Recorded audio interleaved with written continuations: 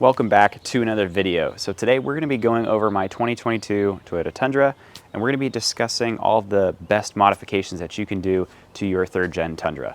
Now, of all of the things that I've done to my truck, this list is not going to be in any sort of order of which ones I like more, which ones are cheaper. We're just going to kind of go around and talk about them independently. So one of the best things that you can do to one of these new Toyota Tundras is put some sort of lift kit on it.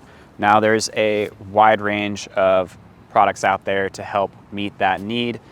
Personally, I started with the Westcott Designs 3-in-1, which is a 3-inch lift in the front and a 1-inch lift in the rear. That kit it's fairly affordable. It's like $400 or $500, and it allows you to get a nice lift straight out the gate without having to worry about spending too much money. Now with that, down the road, I do recommend that you get a true suspension lift, just because this kind of rides a little bit stiffer in the front and then it's super soft in the rear. So it's not very balanced with just that preload collar lift that Westcott sells.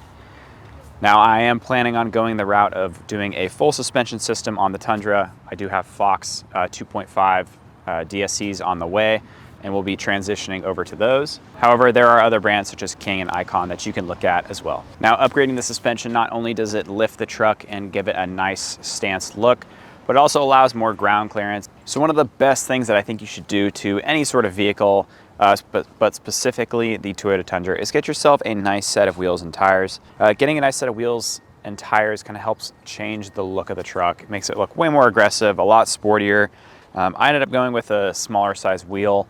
I ended up going with a size 17 and then a 35-inch tire on. Now, the next major thing that I think you should do when you get your Tundra is gonna be get rid of a lot of the chrome stuff that came from the factory. Unfortunately, you can see my truck here has been in a little bit of damage. Someone did back into it, don't worry, we're getting fixed. But this piece here, the grille surround, all the way down to the other side of this one, came aluminum, like a aluminum trim finish. I'm not a big fan of it. I don't think it looks good on a truck that's getting kind of blacked out with the window tint, black wheels, the camper. I think this kind of makes it stand out even more. So personally, I'm not a big fan of the chrome stuff. So just wrap it with some paint matched vinyl. That way it kind of blends a lot nicer and it looks much cleaner with all the black accents and everything else that's already the body color. With that, there are a few other spots that needed to be addressed as well. Over here, on this truck, since I got the limited trim, the door handles were also aluminum finish or polish, whatever you want to call it. So I decided to buy some aftermarket caps, paint them so that they match the doors, and just slap those things on there. So that was a super easy upgrade. I will throw that in the description below for you to check out on how to do that. We're not quite done with this process yet, but the next thing I want to black out is going to be or get rid of is the aluminum trim around the window. This stands out a lot. I don't hate it that much, but I think now that this is the only thing left, we're going to be doing this one. I'm thinking about just doing it gloss black so that it blends a lot better with the window. And then moving towards the back of the truck, there is these little caps that kind of sit on the bumper. These were also aluminum, which is kind of weird. I don't really know why, but I decided to wrap these as well and make these paint matched. These ones turned out super nice. You can't even really tell that they're wrapped. The last thing is the handle back here for the tailgate.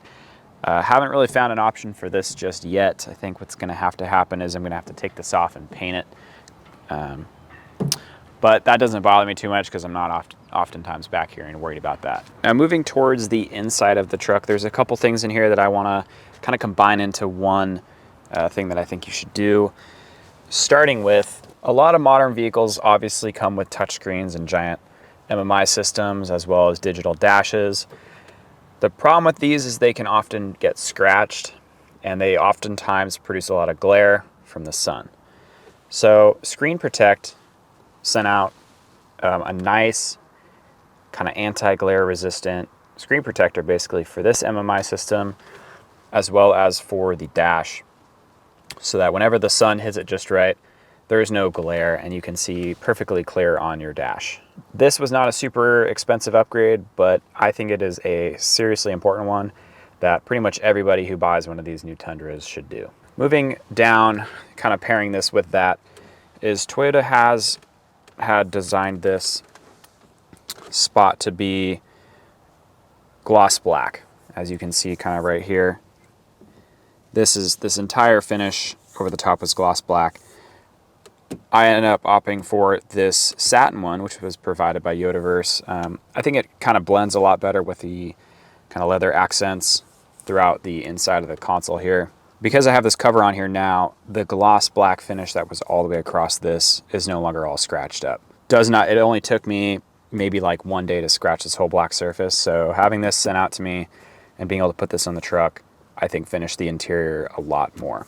Now, the final thing that I think is one of the best things that you can do to your Tundra is going to be get some sort of bed cover, camper shell, topper, something that covers your bed and offers some security back there, depending on what sort of activities you like to do.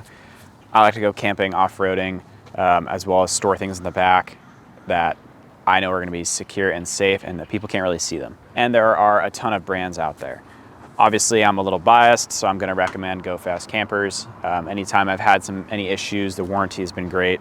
There are many other brands that produce toppers like this and camper shells. Having a topper like this provides a lot of utility, such as all these doors that can open up. You can access things in the back, as well as it's extremely sturdy. And if you wanted to put some sort of solar panels or roof racks on top of this, you can. It's super modular and allows you to do a lot of modifications to it. Or another positive about this specific topper, and other toppers and offer this as well, is having this rail system up top allows you to mount exterior lighting a lot easier if that's something that you're planning on doing down the road. I did just order some chase lights for the rear of this, and I won't have to create fancy brackets or anything.